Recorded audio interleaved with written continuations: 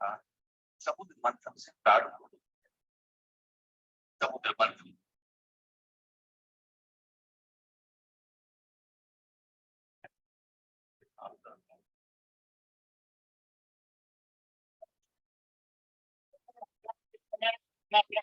होना चाहिए,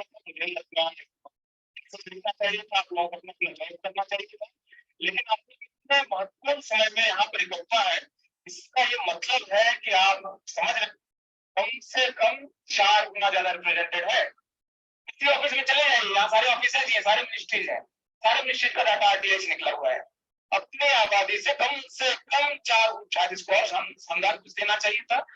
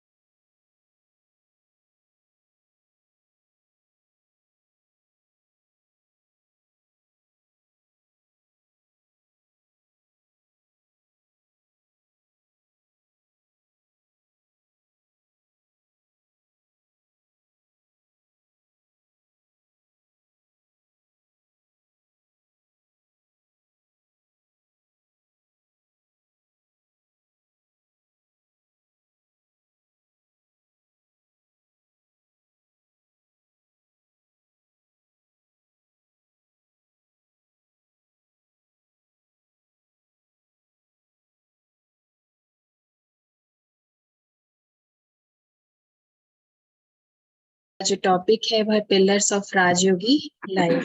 राजयोगी जीवन बहुत उच्च जीवन है और बहुत अच्छा जीवन है। तो इस जीवन, अच्छा रिकॉर्डिंग आपकी तरफ से हो रही है ना, ठीक है। ये जो राजयोगी जीवन है, इस राजयोगी जीवन के भी कुछ नियम है ना। जैसे कि मैं आप सबको पहले म्यूट कर दूं और आपके साथ पीपीटी भी शेयर कर रही हूँ। तो राजयोगी जीवन बहुत उच्च कोटि का जीवन, यानी बहुत उच्च श्रेणी का जीवन इसको कहा जाता है। क्यों कहा जाता है? क्योंकि राजयोगी जीवन जो है इसमें हर प्रकार की कहें कि जीवन जीना भी है, लेकिन साथ साथ में कुछ डिसिप्लिन भी हैं जिसको फॉलो करना होता है, जिसको हमें पालन करना होता है। क्यों पालन होता है? डिसिप्लिन भी कोई हार्ड एंड फास्ट नहीं है, लेकिन क्यों पालन करना होता है, इसका रीजन है। जैसे माने कोई भी ऑर्गेनाइजेशन है या कोई भी संस्था है, अगर उसके कोई भी नियम नहीं है, वो ऐसे ही चल रहे हैं, तो वो सस्टेन नहीं कर सकते, बहुत लंबे समय तक काम नहीं कर सकते। या ऑर्गेनाइजेशन छोड़िए, अगर हम अपने घर को भी देखें तो हमारे घर के भी कुछ अपने नियम होते हैं। कहते हैं ना, हमारे घर में ये परंपरा है, हमारे घर में ऐसा किया जाता है, ऐसा नहीं किया जाता है। तो अपने एक तरह के एक संस्कार जिसको कहा जाता है उस तरह के हैं, और उसको नियम अगर डिसिप्लिन कहें तो वो भी कह सकते हैं। तो डिसिप्लिन का मतलब है अनुशासन, माना अपने जीवन को एक पर्टिकुलर डायरेक्शन में चलाना, उसको अनुशासन देना, उसको डायरेक्शन देना। तो ठीक इसी प्रकार से जो जीवन है, जिसका फर्स्ट चैप्टर शुरू होता है आत्मा के लेसन से, स्वयं से, यानी स्वयं को हम जाने, स्वयं से कनेक्ट करें। और इस जीवन में जब हम और आगे बढ़ते जाते हैं तो इसमें ये एक बहुत सुंदर रास्ता है, और इस रास्ते पर चलने के लिए हमें कुछ नियमों को पालन करना जरूरी है। ये कोई हार्ड एंड फास्ट नहीं है कि आपने आज नियम सुने और आपको आज से ही फॉलो करना है, ऐसा कुछ भी नहीं है, लेकिन आपको इंट्रोड्यूस करा रहे हैं। क्यों करा रहे हैं उसका भी रीजन है। जैसे फॉर एग्जाम्पल बच्चा जब छोटा होता है ना, उसको सारे प्रोफेशन से इंट्रोड्यूस कराया जाता है, बेटा देखो टीचर बनोगे तो ये होगा। घर में मम्मा पापा कहते हैं ना, बच्चे तुम्हें इंजीनियर बनना है, इंजीनियर बनोगे तो तुम इस प्रोफेशन से ये कमाई करोगे, तुम्हारा ये स्टेटस होगा, और अगर तुम डॉक्टर बनोगे या आईएएस बनोगे तो तुम्हारा इस सोसाइटी में ये स्टेटस होगा। ठीक इसी प्रकार से जब इंट्रोडक्शन उसको कराया जाता है, उसको रास्ता दिखाया जाता है, वो उस अनुसार फिर अपनी चॉइस से उसमें आगे बढ़ता है कि मुझे ये चॉइसेस में से ये वाली चॉइस लेनी है और इसमें आगे बढ़ना है ना। ठीक इसी प्रकार से राजयोगी जीवन के कुछ नियमों से आज करा रहे हैं। क्यों करा रहे हैं? क्योंकि देखिए, जिस प्रकार का व्यक्तित्व जिस प्रकार के नियमों को और जितना फॉलो करता है, उसमें उतनी ताकत होती है। ये आप अगर प्रैक्टिकल लाइफ में भी देखेंगे, अगर आईएएस बनना है तो आपको इतने घंटे स्टडी करना है और उससे आपको ये प्राप्ति होने वाली है ना। प्राप्ति भी कितनी ऊंचे, आप समाज का एडमिनिस्ट्रेशन देख रहे हैं तो उसको एक हाई पोस्ट माना जाता है ना। ठीक इसी प्रकार से राजयोगी जीवन के ये नियम है, इन नियमों को पालन करने से वो उच्च कोटि का, उच्च श्रेणी का मेंटल कनेक्शन परमात्मा के साथ अनुभव होगा। तो इसीलिए इन नियमों को पालन करना जरूरी नहीं है, लेकिन अपनी अपनी इच्छा है। जितना हम उस पाथ में आगे जाना चाहते हैं उस अनुसार हम अपने आप को लेकर के जाएं। तो जीवन में अनुशासन दिए जाते हैं अपने आप को डायरेक्शन देने के लिए। तो अब इसमें हमने जब फर्स्ट लेसन किया था तो उसमें हमने समझा था मन, वचन और कर्म तीनों की गहराई क्या है। मन द्वारा हम क्या करते हैं, वाणी द्वारा हमारे कैसे कर्म बनते हैं, एक्शंस हम जब करते हैं, जो कर्म हम फिजिकली कर रहे हैं उससे क्या हो रहा है। तो ये तीन एस्पेक्ट्स हैं जिसके द्वारा हम जो है अपने जीवन को चलाते हैं, उस जीवन को अपने आप को अनुबंधित करते हैं, अपने आप को आगे बढ़ाते हैं। और जीवन के जो चार जिसको कहें पहलू हैं, वो है मन, तन, धन और जन। तो जब हम परमात्मा के कार्य में लगते हैं या अपने आप को पाथ पर चलाते हैं, अपने आप को सेवा कार्य में लगाते हैं, तो हमारा जो है मन शुद्ध विचारों से भरपूर हो जाता है, उसमें शुद्ध विचार आता है, हम उसको डायरेक्शन देते हैं। हम तन द्वारा अच्छे कर्म करते हैं, इस फिजिकल बॉडी द्वारा हम अच्छे कर्म करते हैं। फिर धन द्वारा, धन को भी हम किस कार्य में लगाना है, कैसे कार्य में लगाना है, किस कार्य में लगाने से क्या गति होगी, वो भी हम समझते हैं। और जन द्वारा भी फिर वो सेवा का साधन बन जाते हैं। तो प्रैक्टिकली जब राजयोगी जीवन को हम फॉलो करते हैं तो इसके चार सिद्धांत हैं, चार पिलर्स। अब इसको पिलर क्यों कहा गया? क्योंकि जैसे मानिए कोई भी चेयर है, उस चेयर पे हमें बैठना है, उसकी 4 लेग्स होती हैं, उस 4 लेग्स के आधार पर चेयर बैलेंस्ड होती है। अगर उन 4 लेग्स में से एक लेग छोटी हो, हाँ, और बाकी 3 लेग्स बराबर समान हो, तो क्या व्यक्ति उस पे कंफर्टेबल होगा? बैठने वाला व्यक्ति नहीं होगा। अच्छा, 4 में से मानो 2 ठीक है, 2 खराब है, तो कंफर्टेबल है, बैठेगा, वो बैठ सकता है, बैलेंस होगा। 3 कंफर्टेबल नहीं है लेकिन 1 ठीक है टांग उसकी, तो कंफर्टेबल होगा? तो भी नहीं होगा। इसका मतलब है कि चारों ही अगर उसके लेग्स बराबर लेवल पर होंगे, ठीक तरह से बने हुए होंगे, तो वो जमीन से जुड़ी हुई होगी, उसके ऊपर वो भार सहन कर सकता है और रिजल्ट उसमें ऊपर बैठा हुआ व्यक्ति बहुत कंफर्टेबल महसूस करता है ना। इसका भाव यही है। ठीक इसी तरह से जीवन जो है उसके 4 जो लाइफ के हमने एस्पेक्ट समझे, है ना, जिसमें हमने समझा तन, मन, धन और जन। तो इन चारों ही एस्पेक्ट्स में कैसे हम इनको यूज करें, वो यहाँ पर राजयोगी लाइफ में बताया हुआ है। तो 4 पिलर्स यानी हमारे जीवन के आधार स्तंभ हैं। राजयोगी श्रेणी का अनुभव करना है, परमात्मा से वो लेवल का अनुभव करना है, वो कनेक्शन का अनुभव करना है, तो हमें इन चारों सिद्धांतों को, इन चारों नियमों को, इन चारों राजयोगी लाइफस्टाइल के चीजों को समझना बहुत इंपॉर्टेंट है। क्योंकि जब हम समझेंगे, जब हम किसी भी चीज को अंडरस्टैंड करते हैं, विवेक से समझते हैं, तो हम उसको रिजल्ट है उसको प्रैक्टिकली लाइफ में लेकर के आ सकते हैं। तो इसको समझने के लिए तो ये 4 पिलर्स कौन से हैं? पहला पिलर है कंपनी ऑफ द ट्रुथ यानी सत्संग, दूसरा है प्यूरिटी, तीसरा है प्यूरिटी माना पवित्रता, पवित्रता में क्या है उसकी डिटेल में हम आगे समझेंगे।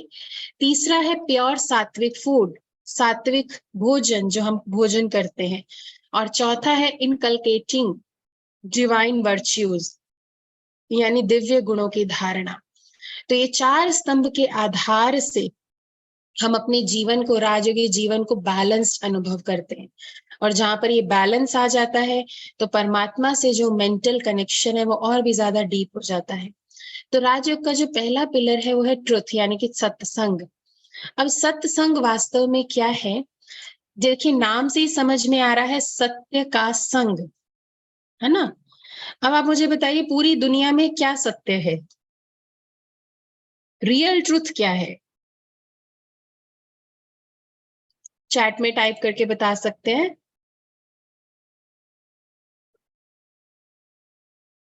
क्या रियल ट्रुथ है? सत्यता क्या है? अच्छा, क्या सत्यता है? और क्या सत्य है? डेथ भी किसकी होती है? किसकी होती है? परमात्मा भी सत्य है। आत्मा शरीर छोड़ती है, तो मतलब आत्मा और परमात्मा दोनों सत्य है, राइट। बाकी सब जो दिखाई दे रहा है वो सब, है ना। वैसे भी कहा जाता है ना, दुनिया में कई जगह कहते हैं, जिसको बहुत वैराग्य है, ये मिथ्या संसार है, ये झूठा संसार है, या जो कुछ दिखाई दे रहा है वो उसमें कुछ भी नहीं है। तो सत्यता का संग, अब मान लीजिए फॉर एग्जाम्पल मैंने किसी को समझा ये मेरी फ्रेंड है, मैंने उसको आत्मिक दृष्टि से नहीं देखा, मैंने समझा ये मेरी फ्रेंड है, तो क्या वो रियल ट्रुथ से मैं उसके साथ कम्युनिकेट कर रही हूँ? मैंने उसको आत्मिक दृष्टि से नहीं देखा, मैंने समझा ये मेरी फ्रेंड है, ये यहाँ जॉब करती है, ये ऐसा करती है, और इसके संग से मुझे ये अच्छा है। ये क्या रियल सत्य है? क्या उससे मेरा उद्धार होएगा? हाँ नहीं, आप सभी खुद ही नोट कर रहे हैं नहीं में। तो इसका भावार्थ क्या है ये समझना बहुत इंपॉर्टेंट है। सत्य संग यानी सत्यता का संग करना। अब वो सत्यता का संग माना क्या है? अगर मैं अपना खुद का संग करती हूँ, माना मैं अपनी ही ओरिजिनलिटी में स्थित हूं, तो मैं वो सत्य का संग कर रही हूँ। दूसरा, इस पूरे संसार में जो सबसे बड़ा सत्य है वो है परमात्मा, उसको कोई भी जुठला नहीं सकता है। तो उस परमात्मा के सत्संग में रहना। अब क्यों सत्संग में रहना इंपॉर्टेंट है? क्या रीजन है हम क्यों सत्संग में रहें? हाँ, क्योंकि संग का जीवन पर बहुत रंग पड़ता है। हम बच्चों को क्या कहते हैं? बेटा तुम अच्छे बच्चे के साथ बैठा करो, ये बच्चा अच्छा है, ये बच्चे के संस्कार अच्छे नहीं है, इसके साथ तुमको नहीं बैठना है। उसको समझाते हैं ना, बेटा इसके संग में तुम्हें जाना है, अच्छा ये बच्चे जो है क्लास को बंक करके खेलने जाते हैं, सिनेमा देखने जाते हैं, इनके साथ तुमको नहीं रहना है। ये क्लास में बच्चे अच्छा टॉपर है, इनके संस्कार अच्छे हैं, इनके साथ रहना है। क्यों? क्योंकि जैसा संग होता है उस संग का ऑटोमेटिकली प्रभाव पड़ता है, इन्फ्लुएंस होता है। और अभी का ये जो टाइम पीरियड चल रहा है जिसमें बहुत सारी नेगेटिविटी वातावरण में भी है, आसपास की चीजों में भी है ना, आसपास के लोगों में भी है, तो इस नेगेटिविटी के वातावरण में भी संग का बहुत प्रभाव पड़ता है।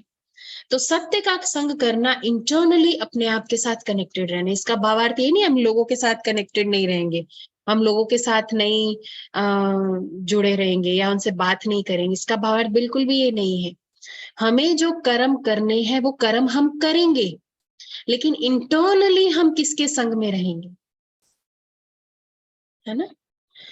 जैसे श्रीमद् भगवत गीता के 5वें अध्याय के 17वें श्लोक में कहा गया है कि जिनकी बुद्धि परमात्मा में स्थित है, जिनका मन परमात्मा में स्थित है, और जिनकी स्थिति यानी इंटरनल स्टेज कॉन्शियसनेस परमात्मा तत्व में है, ऐसे परमात्म परायण साधक ज्ञान के द्वारा पाप रहित होकर परम गति को प्राप्त करते हैं।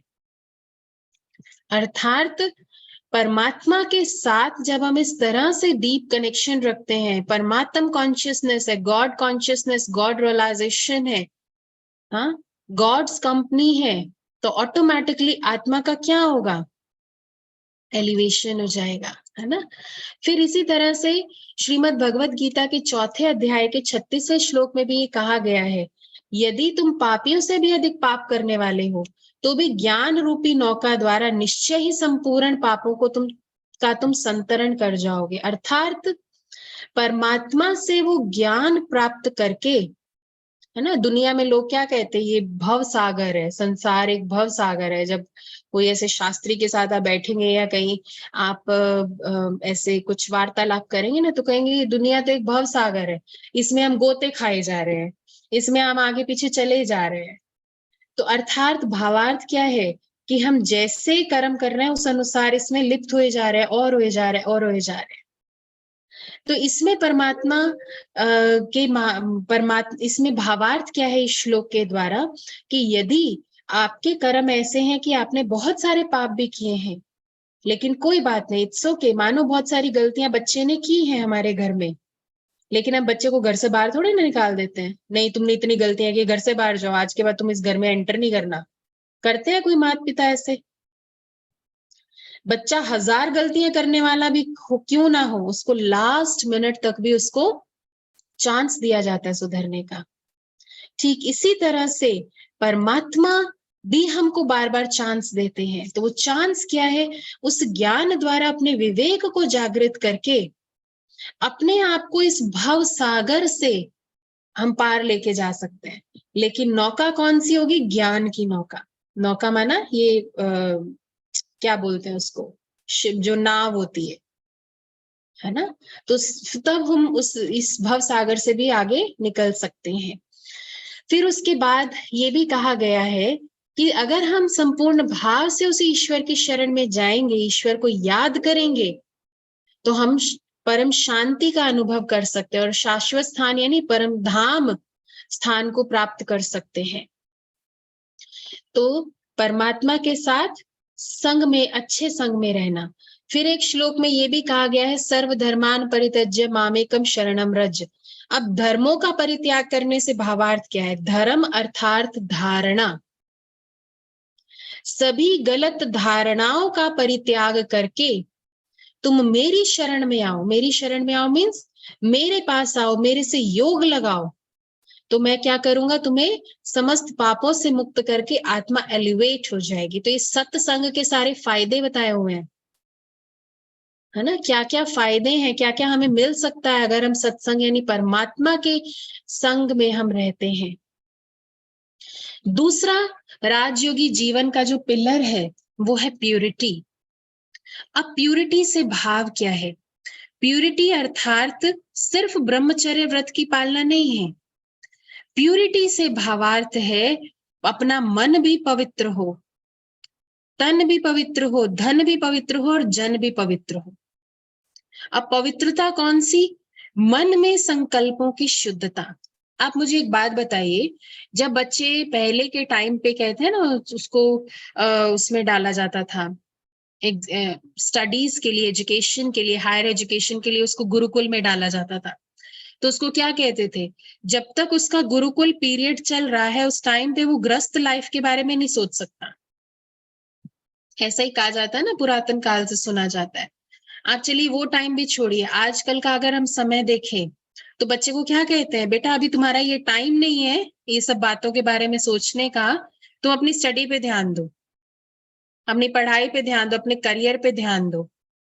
तो पवित्रता अर्थात मन को इतना प्योर बनाए जो किसी के प्रति व्यर्थ संकल्प भी ना आए।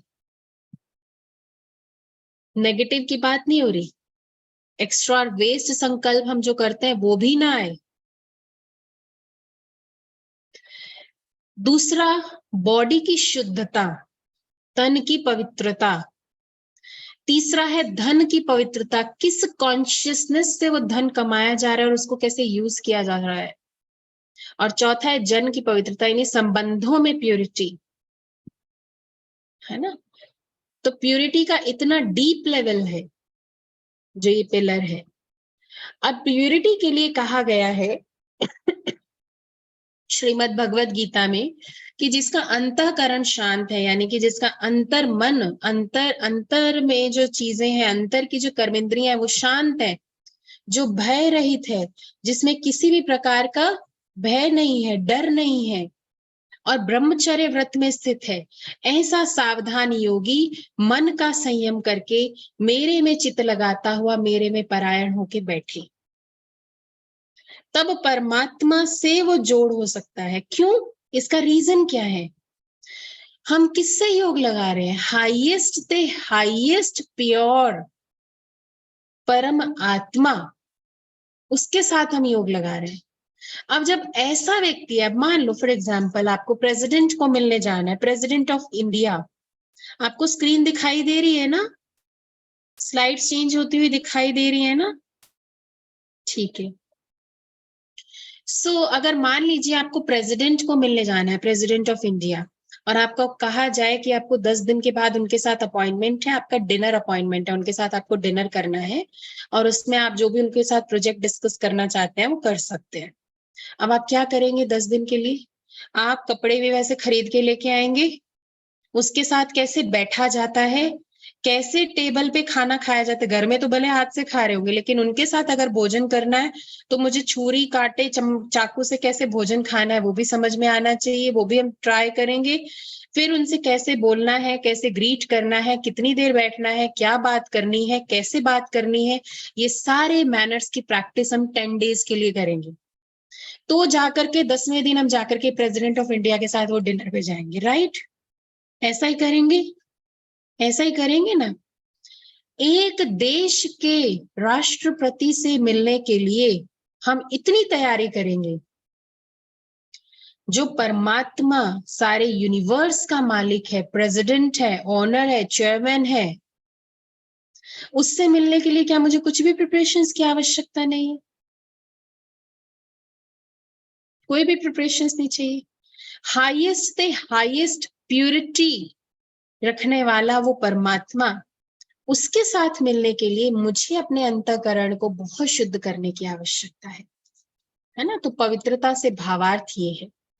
फिर प्यूरिटी के लिए कहा गया है काम क्रोध लोभ ये आत्म नाश के त्रिविध द्वार है, यानी 3 द्वार है आत्म नाश के, काम क्रोध और लोभ, इसलिए इन तीनों का त्याग कर देना चाहिए। फिर उसके बाद जो तीसरा पिलर आता है राजयोगी जीवन का, वो है शुद्ध अन्न। क्यों शुद्ध अन्न? इसमें बहुत अच्छी एक पिक्चर दिखाई गई है, your well being is in your mouth, है ना। हमारे जीवन का टोटल वेलबींग हमारे मुख पे निर्भर करता है। Control what goes into your mouth for your physical wellbeing, है ना। आपकी शारीरिक वेलबींग के लिए, शारीरिक स्वास्थ्य के लिए हमें ये ध्यान रखना है कि हम क्या खा रहे हैं। और मेंटल वेलबींग यानी मानसिक स्वास्थ्य के लिए हमें ये ध्यान रखना है कि मेरे मुख से क्या शब्द निकल रहा है, मेरे मुख से बाहर क्या आ रहा है ना, ये इंपॉर्टेंट है। तो प्योर फूड क्यों आवश्यक है, अभी आज आप देखिएगा, ध्यान से सुनिएगा इसको। और ये महावाक्य ये वाक्य श्रीमद् भगवत गीता से लिए गए हैं। और शुद्ध भोजन में 3 प्रकार की कैटेगरीज इसमें बताई गई है, सात्विक, राजसिक और तामसिक। तो पहली जो प्रवृत्ति है वो सात्विक प्रवृत्ति को इसमें कैटेगराइज किया गया है। सात्विक प्रवृत्ति में ये बताया गया है कि जो भोजन आपको आयु की वृद्धि करे, शुद्धि दे, बल दे, आरोग्य बनाए, यानी कि बिना उसके क्या बोलेंगे इसको, रोग से रहित बनाए, सुख दे, हाँ, और प्रीति को प्रवृद्ध करने वाले एवं रस युक्त, घी आदि चिकनाई से युक्त, यानी कि शुद्ध भोजन, स्थिर तथा मन को प्रसन्न करने वाले आहार अर्थात भोजन सात्विक पुरुषों को प्रिय होते हैं। अब ये 3 प्रवृत्तियां बताई गई हैं, सात्विक, राजसिक और तामसिक।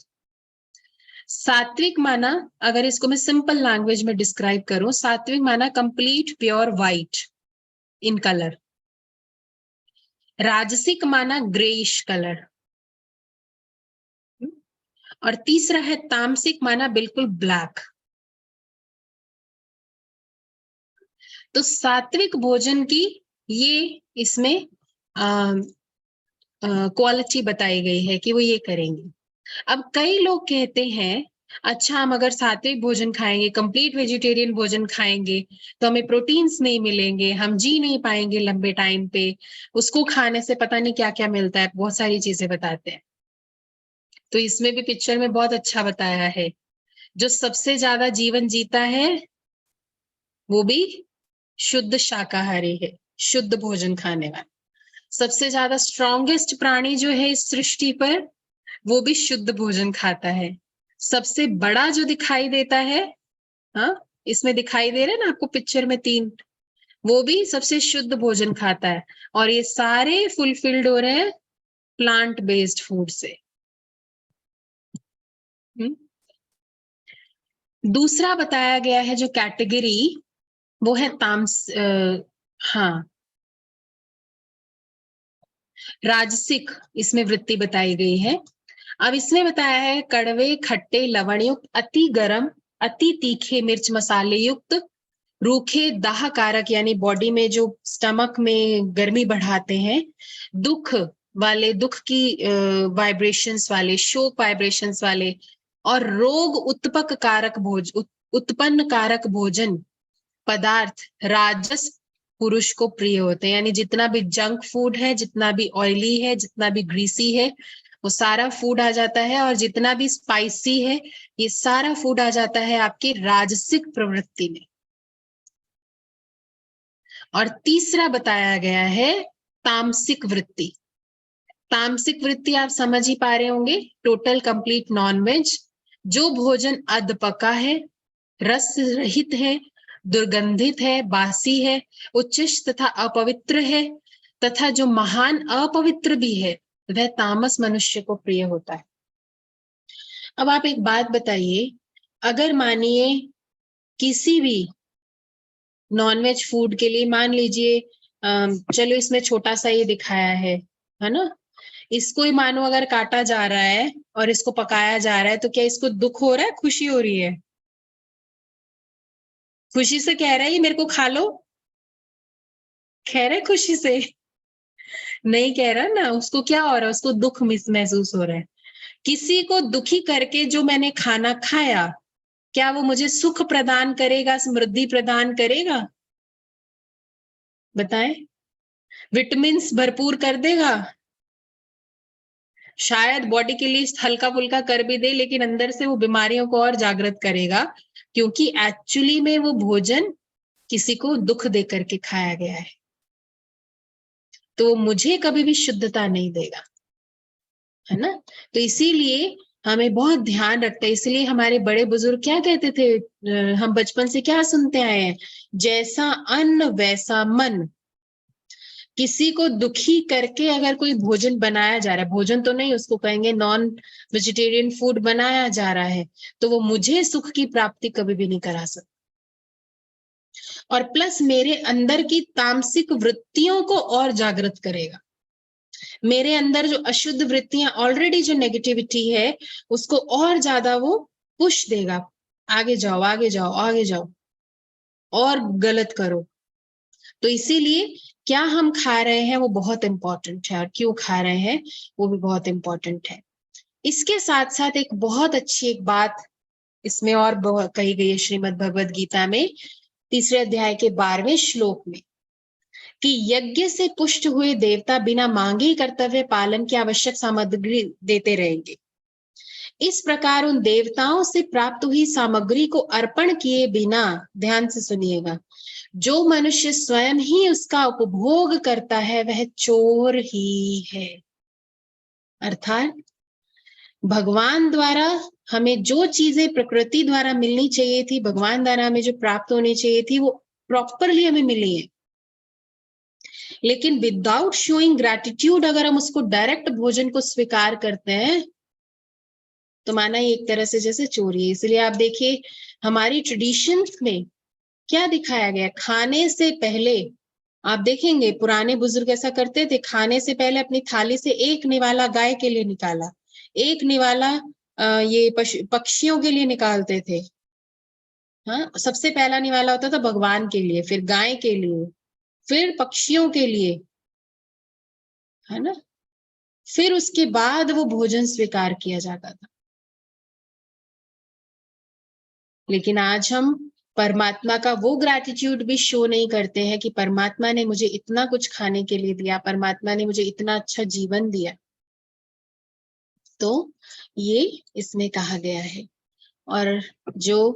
और इसमें कहा गया है, आगे बढ़े तो, आध्यात्मिक मनुष्य जो पहले परमात्मा को भोग लगाकर फिर भोजन ग्रहण करते हैं, अब इसकी गति क्या है, सूक्ष्म सटल में इसका भावार्थ क्या है, वो सर्व पापों से मुक्त हो जाते हैं।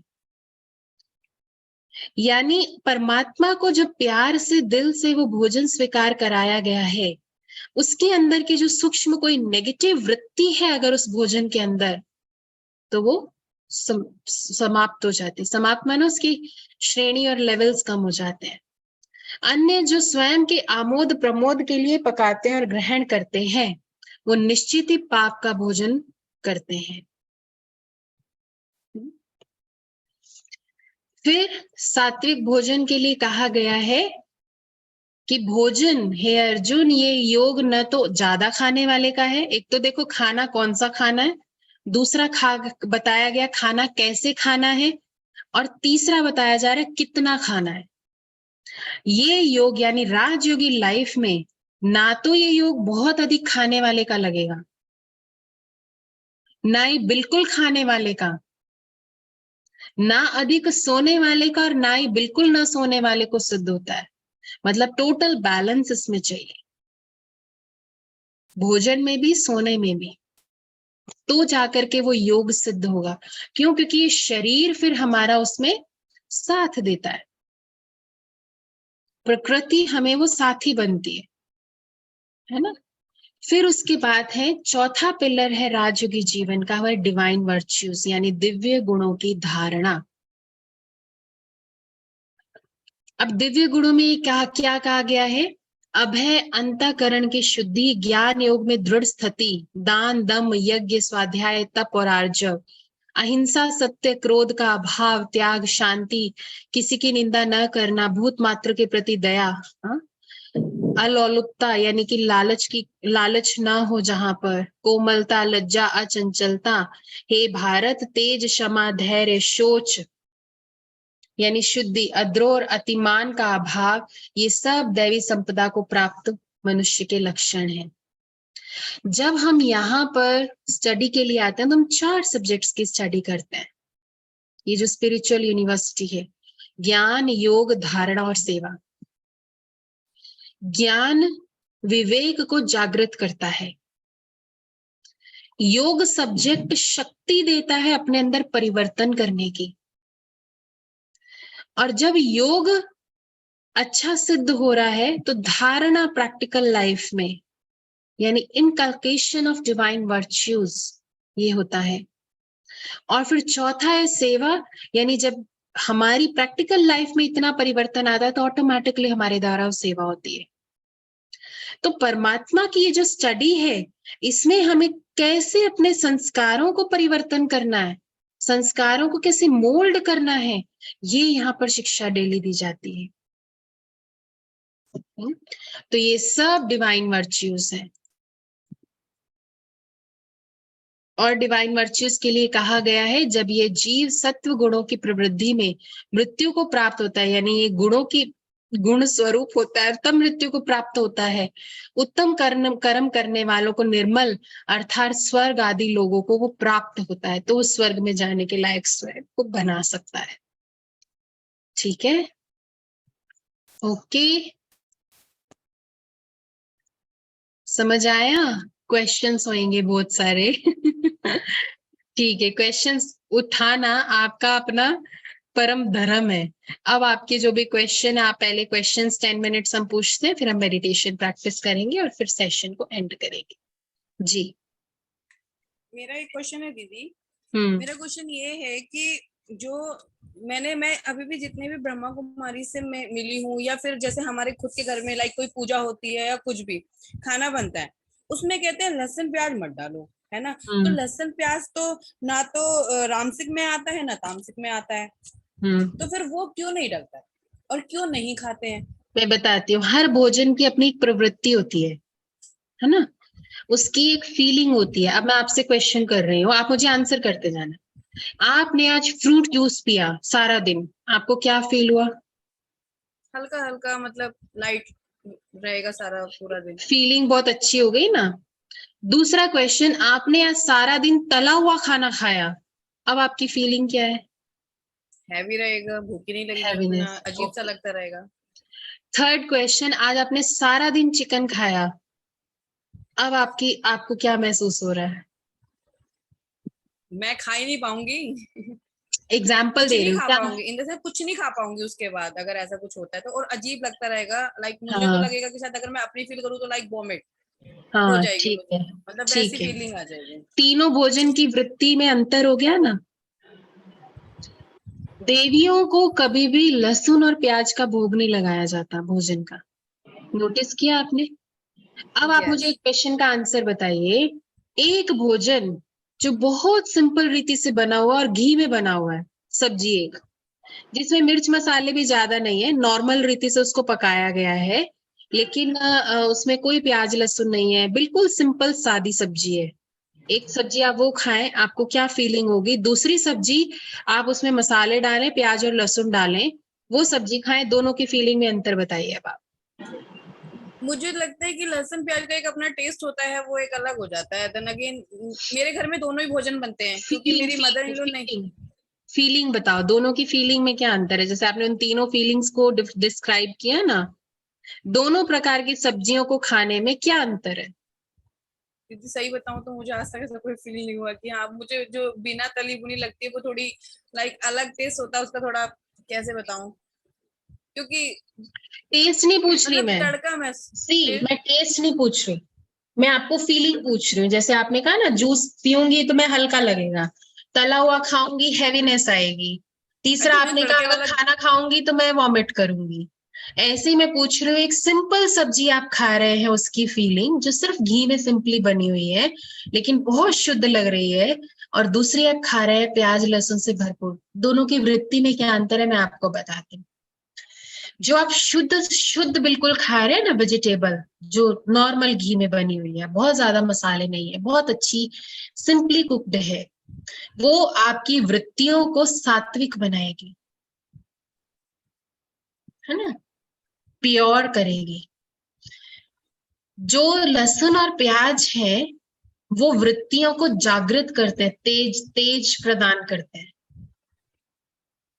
उत्तेजित पर वो करते इन तीनों में। हैं, उत्तेजना देते हैं, है ना। इसीलिए देवियों के भोजन में उत्तेजित करने वाले किसी पदार्थ का यूज नहीं होता है। पर मिर्च मेरा भी पूछना लाल है मिर्च कि का यूज नहीं होता है, नवरात्रों में आप लाल मिर्च नहीं खाते हैं, ग्रीन चिली खाई जाती है, फ्रेश ग्रीन चिली खाई जाती है।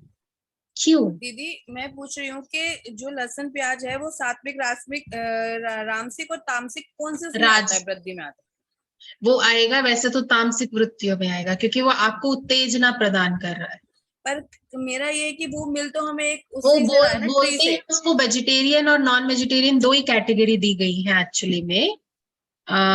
इसके अकॉर्डिंगली, फूड कैटेगरीज के अकॉर्डिंगली दो ही कैटेगरीज दी गई है, vegetarian and non vegetarian. Vegetarian में सारी वेजिटेरियन प्लांट बेस्ड चीजों को रखा गया है, दूसरी में दूसरी रखी गई है ना। लेकिन एक्चुअली में जो वृत्तियों को उत्तेजित करते हैं वो सभी भोजन तामसिक वृत्तियों में आ जाते हैं, राजसिक और तामसिक में चले जाते हैं, कैटेगरी वो चेंज हो जाती है। ठीक है, क्लियर हो गया? क्वेश्चन क्लियर हुआ? ठीक है, नेक्स्ट क्वेश्चन प्लीज।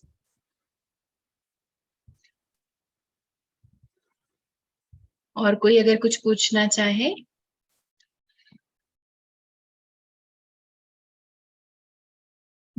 बस, किसी को कुछ नहीं पूछना? सब क्लियर है? सब क्लियर है? हाँ भी नहीं बोल रहे, ना भी नहीं बोल रहे, कुछ समझ ही नहीं आ रहा जी।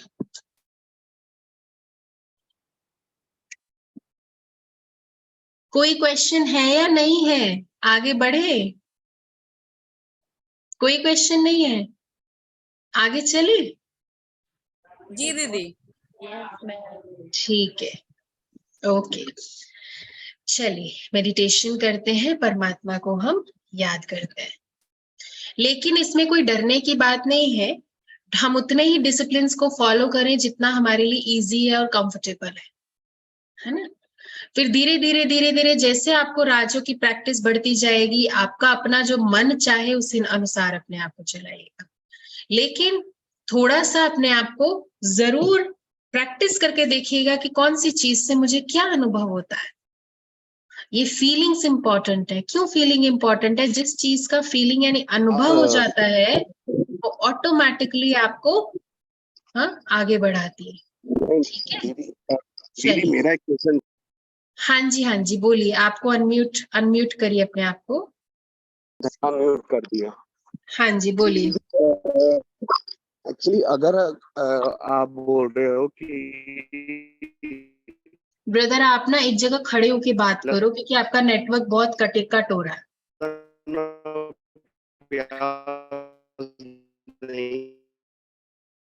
अमित भाई आपकी आवाज नहीं आ रही है। भाई जी आवाज नहीं आ रही, आप खड़े हो जाओ एक जगह पहले। उस वजह से मैंने आज ऑन नहीं। अच्छा मैं एक जगह खड़े होके क्वेश्चन बताइए। जी बैठ गया मैं। हाँ जी दीदी, आप कह रहे थे कि ये लहसुन और प्याज जो है वो तामसिक उसमें आता है। हेलो। हाँ जी सुन रही हूँ।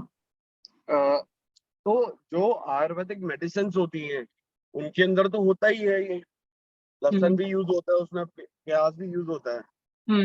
और कई हमारी एलोपैथिक मेडिसिन भी हैं जिनके अंदर यूज होता है ये लहसुन प्याज। तो लहसुन प्याज अगर हम नहीं खाते तो डाइजेशन का जो दिक्कत आती है वो तो रहेगी ना। तो फिर तो हमारी आत्मा सच हो ही नहीं पाएगी, हम राइट सोच ही नहीं पाएंगे जब हमारी तबीयत ही खराब रहेगी, बॉडी खराब रहेगी। और दीदी इसी से रिलेटेड एक चीज ये भी कि ये कैसे तय होता है कि ये उत्तेजना बढ़ाता है, ये चीजों को वो करता है। क्योंकि जैसे फॉर एग्जांपल व्रत में आलू खाते हैं, है ना, पर आलू धरती के अंदर, मैंने किसी पंडित से भी पूछा तो उन्होंने बोला कि ये धरती के अंदर उगता है इसलिए ये नहीं करा जाता, पर आलू भी तो धरती के अंदर उगता है। आलू को तो खाते हैं, आलू को व्रत में भी खाते हैं, नवरात्र में पूरे में आलू ही आलू चलता है। तो दीदी ये कैसे तय होता है कि लहसुन और प्याज ही सिर्फ तामसिक में आते हैं, या फिर ये सिर्फ ये अच्छे नहीं है, ये तो उत्तेजना बढ़ाते हैं? हमने ये नहीं कहा कुछ भी अच्छा है या बुरा है। ये कैटेगरी हमने डिफाइन की है। हाँ मैं समझ गई, आपके क्वेश्चन का आंसर देती है, सुनिए ध्यान से। देखिए आपने ब्रदर क्वेश्चन पूछा कि डाइजेशन एक तो खराब होता है, और दूसरा आपने कहा कि दवाइयों में ये सब कुछ बहुत डलता है। देखिए प्रकृति की तमो प्रधानता होने के कारण प्रकृति भी बहुत डिग्रेड हो गई है ना। एग्जाम्पल देती हूँ डिग्रेडेशन का, प्रकृति की डिग्रेडेशन के एग्जाम्पल दे रही हूँ। क्या आज से 100 साल पहले वाटर प्यूरिफायर्स की जरूरत थी? नहीं थी। लोग नदी पे जाते थे, उसी नदी में नहाते थे, उसी नदी से खाना बनाते थे, उसी नदी से सब कुछ करते थे, राइट? उसी नदी से पीते थे, राइट?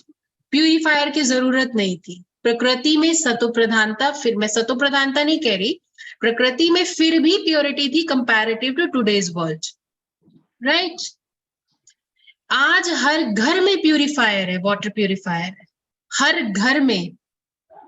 आप किसी छोटे से घर में भी चले जाओगे, वहां पे भी वाटर प्यूरिफायर है, आज भी है। प्रकृति में बहुत सारे चेंजेस आए हैं, राइट? उस अकॉर्डिंगली हम उसके अनुसार अपने आप को क्या कहते हैं, ढाल लेते हैं, ठीक है? अब जो शरीर में ऑटोमेटिकली इतनी सारी बीमारियां ऐसे तरह की हो गई हुई हैं, अब ऐसे तो अगर आप देखो तो दवाइयों में बहुत सारी नॉनवेज चीजें भी यूज होती हैं, बहुत सारी तरह का, कभी कुछ यूज हो रहा है, एलोपैथी मेडिसिन में बहुत कुछ होता है, लेकिन हम उसको एज अ मेडिसिन एक्सेप्ट करते हैं। If it is a medicine, then it is okay. है ना? There is a difference. हर चीज की, हर कर्म को करने की वृत्ति में भी अंतर है, और जिस प्रकार की वृत्ति से वो कर्म किया जाएगा, उस कर्म का ऑटोमेटिकली मेरी बॉडी पे भी प्रभाव पड़ेगा। डाइजेशन, आपने जो डाइजेशन का क्वेश्चन पूछा ब्रदर, डाइजेशन आज दिन तक पेट को आदत है उसी चीज से चलने की। अगर अब मैं कल कुछ लाइफस्टाइल में चेंज करूंगी, मुझे थोड़ा सा परिवर्तन जरूर मुझे महसूस होगा, क्योंकि मेरे कंफर्ट जोन से हट करके कोई चीज हो रही है, और मैं कंफर्ट जोन से ना मेंटली एक्सेप्ट करती हूँ, ना फिजिकल फिर मेरा एक्सेप्ट करता है। जितना मैं अपने आप को अपने कंफर्ट जोन से बाहर निकाल कर, जैसे फॉर एग्जांपल आज के बच्चों को आप एसी से बाहर धूप में 5 मिनट भी खड़ा नहीं कर सकते। हमारे जमाने में हम जाते ही धूप में थे, स्कूल भी धूप में जा रहे हैं, आ भी धूप में रहे हैं, बारिश में भी भीगते हुए आ रहे हैं, हम फिर भी स्ट्रांग है। भले एसी में रहते हैं लेकिन फिर भी स्ट्रांग है, थोड़ी गर्मी झेल लेते हैं। आजकल के बच्चे को आप कोशिश करके देख लो, वो एसी के बिना नहीं रह सकता, उसकी हालत खराब होने लग जाती है। आदत है ना। आज उसी बच्चे को अगर आप फिर से धूप में पालने की वो शुरू करोगे ना, आदत परिवर्तन हो जाएगी। इसी तरह से बॉडी को हमारी बहुत सारी आदत लगी हुई है कई चीजों की, उसको परिवर्तन होने में थोड़ा टाइम लगेगा। ठीक है अमित भाई, आपको आंसर मिला? ब्रदर आपकी आवाज नहीं आ रही फिर से। ठीक है निशु बहन, ओके। हम ये नहीं कह रहे आज ही छोड़ दो, हम किसी को कुछ फोर्स नहीं करते हैं। This is your life. दोनों भोजन बनते हैं। सुनो, दिस इज बहुत अच्छी बात है। This is your life and this is your decision. जितना ऊंची सीढ़ी आप चढ़ना चाहते हो, तो ऊंची सीढ़ी अगर चढ़नी है, बहुत ऊंचाई तक जाना है, तो नीचे से ग्राउंड लेवल की चीजों को तो छोड़ना पड़ता है। है ना? तो इसीलिए कोई दिक्कत नहीं है। आप जितना अपने आप को इस लाइफस्टाइल में जितना चलाना चाहते हैं उतना ओके। अगर आप कोई धारणा फॉलो नहीं करना चाहते, इट्स ओके। आप डेली आइए, मेडिटेशन प्रैक्टिस करिए, दैट इज ऑल्सो ओके। जी है ना? कोई किसी चीज के लिए कंपल्शन नहीं है, it is your own will. दीदी बचपन से इस क्वेश्चन का आंसर कभी मिला ही नहीं है, प्रॉब्लम ये है। ऐसा नहीं कि आज क्वेश्चन मन में आया कि ऐसे ही लहसुन प्याज वाला था। अगेन मैं अपनी मदर इन लॉ से, अपनी मम्मी से, बचपन से पंडितों से, मतलब मैंने बहुत लोगों से पूछा, पर मुझे आज तक वो चीज समझ ही नहीं आई लहसुन प्याज वाली, कि इन द सेंस कि वो ऐसा क्यों करते हैं और क्यों होता है। बट ठीक है, कहीं ना कहीं ये बात सही है कि आदत की बात है, चीजों को आपको क्लियर हो गया ना? लेकिन क्वेश्चन तो क्लियर हो गया। जी दीदी। हाँ ठीक है, चलो अच्छा। चलिए, किसी को और कोई क्वेश्चन है? नहीं? पूरा करें? चलिए 2 मिनट साइलेंस में बैठते हैं।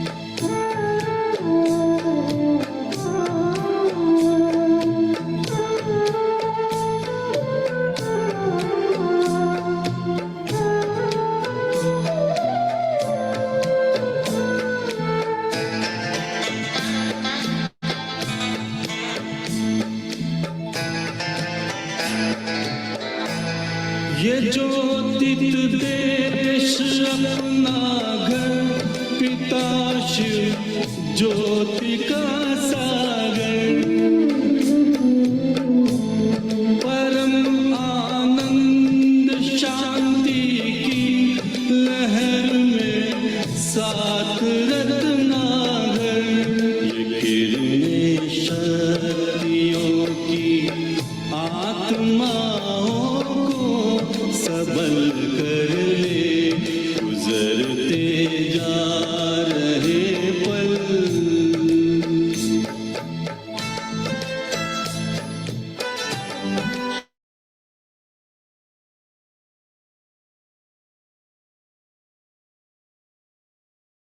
ओम शांति।